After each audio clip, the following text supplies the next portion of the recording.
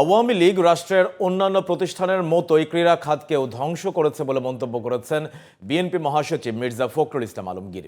শুক্রবার বিকেলে রাজধানীতে এক অনুষ্ঠানে তিনি বলেন, দলীয়করণের কারণে ভালো ও ট্যালেন্টেড খেলোয়াড়দের সুযোগ দেয়নি। এদিকে দলের প্রতিষ্ঠাতার মাজারে শ্রদ্ধা নিবেদন শেষে বিএনপির স্থায়ী কমিটির সদস্য আমির খসরু মাহমুদ চৌধুরী বলেন, খালেদা জিয়াকে রাজনীতি থেকে মাইনাস করার আশা পূরণ হবে না। আরও জানাচ্ছেন মনিরুজ্জামান।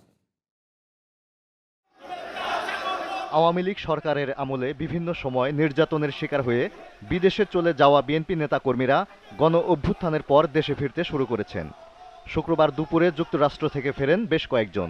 তাদের নিয়ে রাজধানীর শেরেবাংলা নগরে দলের প্রতিষ্ঠাতা সাবেক প্রেসিডেন্ট জিয়াউর রহমানের মাজারে শ্রদ্ধা জানাতে যান বিএনপির স্থায়ী কমিটির সদস্য আমির খসরু মাহমুদ চৌধুরী।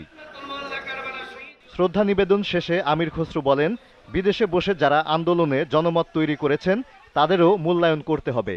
সংস্কারের প্রথম ধাপ নির্বাচন উল্লেখ করে তিনি বলেন, গণতন্ত্র প্রতিষ্ঠিত হবেই। মাইনাস টুর কথা যারা বলে এগুলো তাদের অনেকে বলে না উইশফুল থিঙ্কিং, ইংরেজিতে বলে না আশা আর কি। ওই আশা জীবনে পূরণ হবে না। ওইটা এরশাদ পারে নাই, ওইটা 111 পারে নাই। আর এখন তো বিএনপি আজকে তার চেয়ে অনেক বেশি শক্তিশালী দল।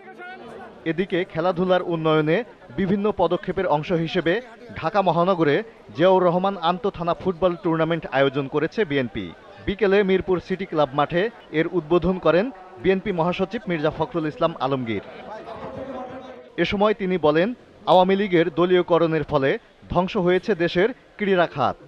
সমস্ত প্রতিষ্ঠানগুলোকে নষ্ট করে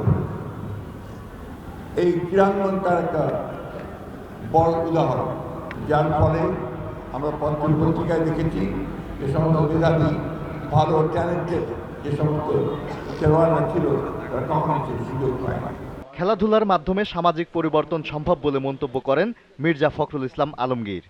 কালচারাল যে ডেভেলপমেন্ট সেটা আমাদের করতে হবে। Moniruzzaman, GTV news, Dhaka.